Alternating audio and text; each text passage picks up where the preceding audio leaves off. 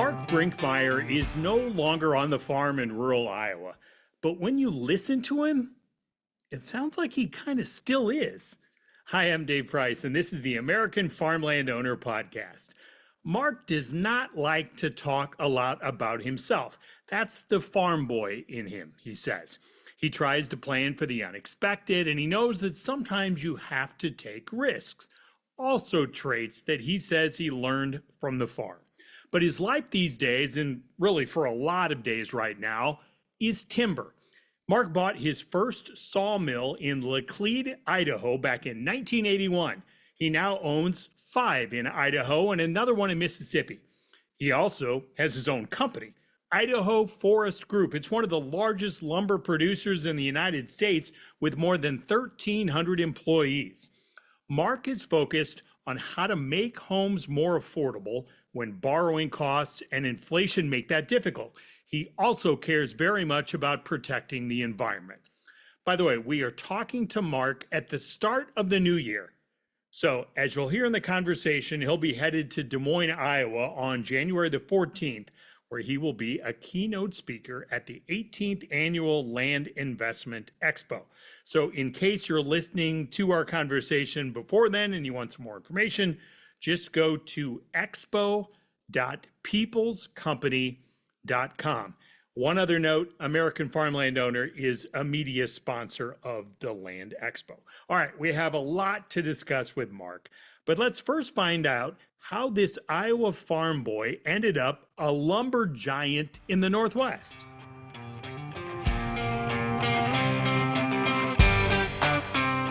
Let's start off with why. So you were an Iowa farm boy, and now your life's all about timber. What is it about timber? That's a good question. I have always been fascinated with machinery. And in my career, I started out in engineering and ended up in finance because math is math, and finance guys were making a lot more money than engineers in those days. But as a child, I remember in school, they would have these early reels that they'd show, and some would be like a slide projector, but they were put out by Weyerhaeuser at the time, and you could see the large logs and the processing and the machinery all involved. So that just fed my curiosity about major machinery and manufacturing, which has always been something I've been fond of. And so it was that, and then the opportunity, the consulting firm that hired me out of university had operations in the Pacific Northwest. And so I had the opportunity to interview in several offices and settled on Portland, Oregon. And that office happened to be the bastion of forest products on the West Coast. And at that time, there were a lot of large integrated companies that really don't exist in their form anymore. They're either REITs or they've been papers moved one way, manufacturing of lumber and plywood have moved another way, and the timberlands have all pretty much gone to the TMOs or the investment trusts. But it wasn't that way back then. They were fully integrated companies. So there was a lot to learn, and that's what really started my interest in that aspect of it. Plus, being a farmer, it fit. Just the rotation's different, but the same principles: care of the land, care of the machinery, focus on the people, and understand the technology that you're working with. That's the one aspect of your life that fascinates me when you talk about technology, because technology, correct me if I'm wrong, but it's almost like a blessing and a curse for the industry, right? We don't use the paper we used to. Most people don't get a newspaper showing up at their doorstep. Maybe they don't read a physical book like they once did. My kids in school barely seem to use paper anymore because it's all technology. So big picture, what's that done to the industry? Well, it's a challenge. It's a challenge for the industry. Oriented strand board, for example, uses a major share of the log. In our business in lumber, we use between 55 and 65% of the log to make precision rectangles, which is really what our business is. They're structural members, but they're precision rectangles. The rest of it, chips, sawdust, shavings, and bark, the residuals have gone down in value significantly over the last 10 years. Newsprint plants have closed, and we don't see anything new on the horizon. One other area we look at is the amount of capital that's gone into pulp and paper, and it's been very little. So we need new opportunities for that fiber, which is something we're doing. We're spending a lot of money on research right now to understand what to do with the non-rectangular part of a log. And Europe is leading the way. There's some technology from Europe that's quite meaningful. And we think that will continue because the industry is going to need to be able to deal with that fiber. How did Europe become the leader there? Europe does not have natural gas, meaningful amount of natural gas like we have in the United States. The residuals in Europe are worth their BTU content.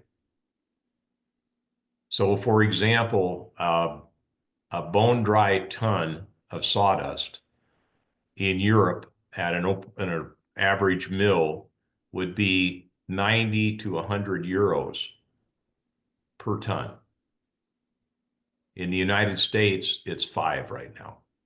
$5 is what we get for our sawdust at one of our operations. It is a significant problem. For sure. As we've flipped a calendar to 2025, we've got a new administration coming in on the federal level, kind of the return for Donald Trump, and then Republicans controlling everything here, and a lot of things to start thinking about. But the financial aspect of this, the Fed has also signaled that we can likely only expect perhaps 2 additional rate reductions, and inflation's been kind of stubborn and not fallen down to that 2% magic figure that they wanted. But as you look at your industry, the way that borrowing rates have stayed elevated, mortgage rates have not fallen nearly as much as somebody would want as they're looking to buy a home. So the borrowing, the financial aspect of this, what does this do into your industry as you gameplay the next 12 months? Well, housing starts are around 1.2 million.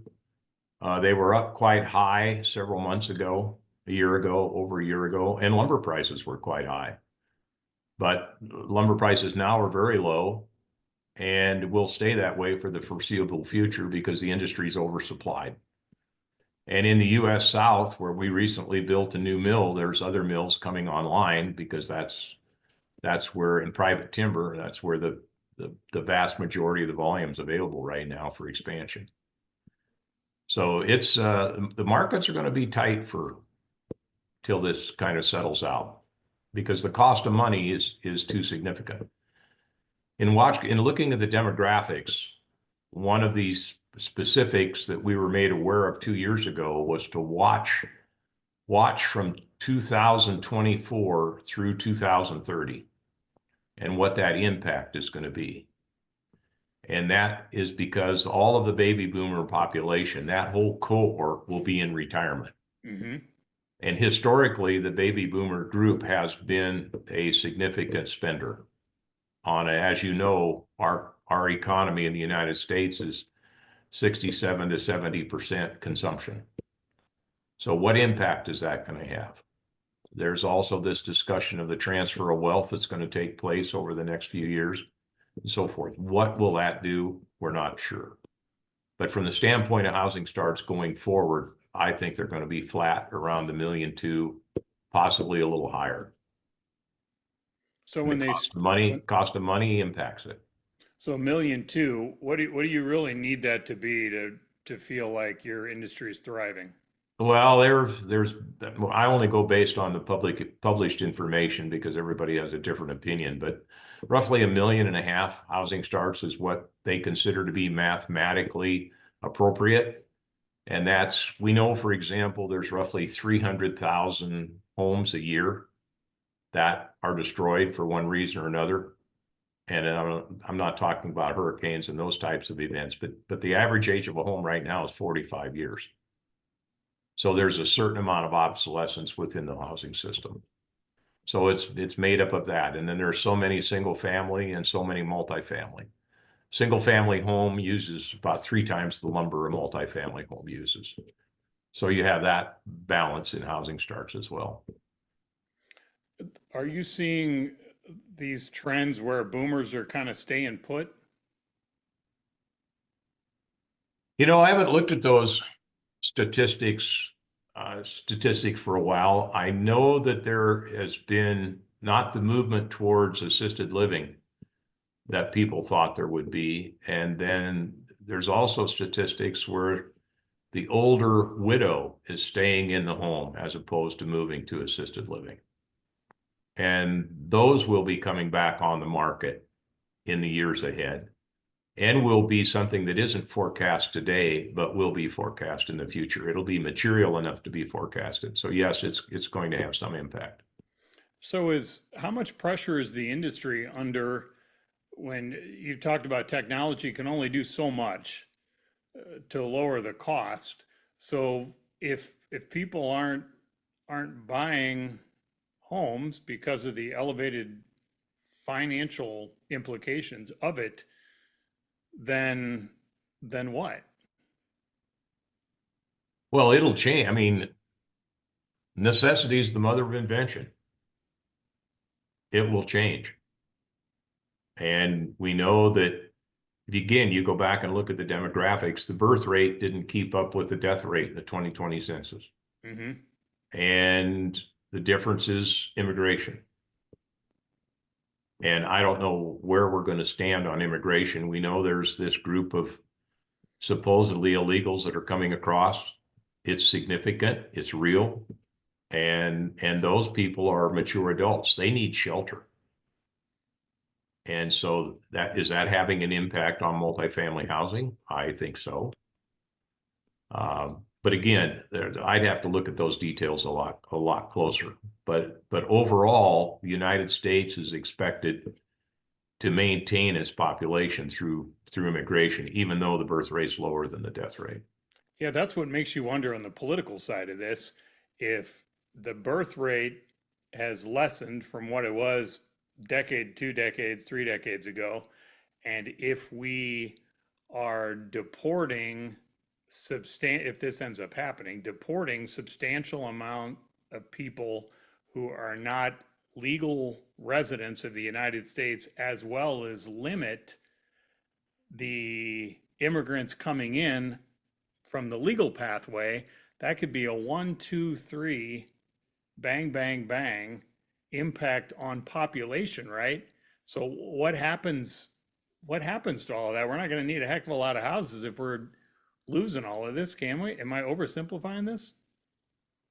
Well, first of all, I'm a product of the immigration process in the United States, even though it was 120 some years ago. So I'm that part I won't touch. The part that I will touch is we know from there's a book out. There's several books on it now. Peter Sheehan, who spoke. Did you interview Peter? I haven't. Okay. Peter has spoke, I think, twice at Land Expo. And he is the one that wrote the book recently, The End of Capitalism as We Know It. And then another gentleman by the name of Daryl Bricker wrote the book, The Empty Planet. He and a gentleman from Canada took a hard look at worldwide demographics. And the takeaway from the book, Daryl's book, is that the United States, first of all, overall population of the planet will peak here shortly, if it hasn't peaked already. And I know there's some differences of opinions on that, but it's close to. It's not going to be the 11 billion that Stephen Hawking's and some other people were concerned about early on when they were talking about not enough protein to go around and all the other foods necessary to support a population. But we do know that Germany's population is receding and has a heavy retirement component. It's also no news that Japanese population is receding and has a significant retirement group. It's discussed that between now and the end of the century, which is now 75 years, China's population will be half of what it is today. And yet you see very little written on it, other than the experts saying that it is true. And I haven't had enough time to get on Chat GPT and say, okay, well, tell me, what does that look like now over the next 75 years? It's not in my lifetime. Yeah. Maybe in yours, but not in mine, of what this is what's going to mean. But various populations are going to be declining. So take 2030 and what's going on in the United States, take the deficit, take the high interest rates, and then what do you think's in store for us? Is housing going to be all that important in the overall scheme of things? How do you, we don't want to get too deep into politics, but you've run this company for how long? Started in well, I worked for the family that built the first mill that they had several mills. Okay. And this is one I bought with their support. They financially helped me buy this mill in Idaho. That was 1981. Okay. When interest rates were crazy, we were coming out of the recession, tough economic times, which is what helped get our former Iowa neighbor Ronald Reagan into the White House to begin with. Yeah, but we had a 70% tax rate, remember? Yeah.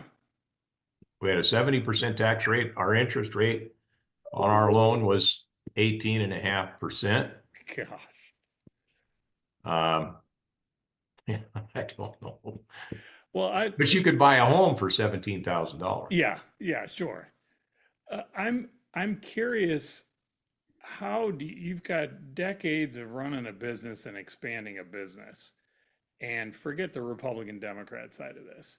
How does that shape your view when you're watching from Idaho looking to DC, and you look at what the parties collectively done to add to this collective debt?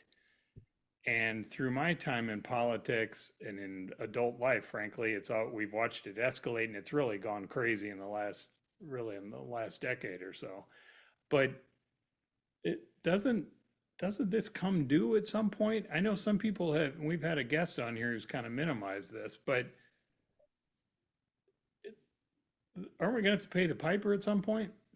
Well, you talk about the years I've been doing this. The one that was fascinating to me to watch, I mean, early on, I was too busy with my own opportunities and challenges, but I call your attention to the millennium, which is 25 years ago. Yeah. This last New Year's Eve, because you may recall, that might be a little bit before your time, but you may recall the world was absolutely going to fall apart because nobody had programmed any of the software to have the extra digit, or I don't remember, or it didn't have a 2 in front of it. That's what it was. Yeah.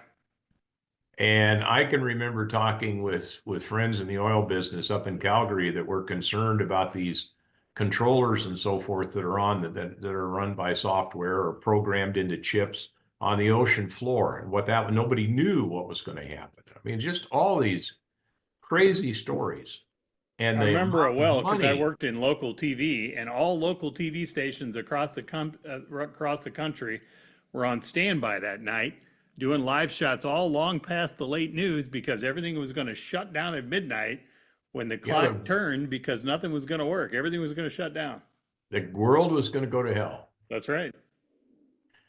So, but anyway, you look at that, and of course it didn't happen, but there was lots of money spent that maybe didn't need to be spent. Some did need to be spent. Sure.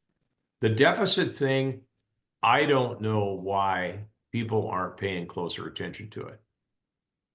And why there hasn't been, maybe there have been studies commissioned, but through the communications we were talking about earlier, this stuff just doesn't get the right level of attention. We have seen some of these massive forest fires. And for those of us who don't live anywhere near one, all we can see is the video on TV and we're thinking, how the heck does this happen and what the heck do we do about it? I know that's something that you care about.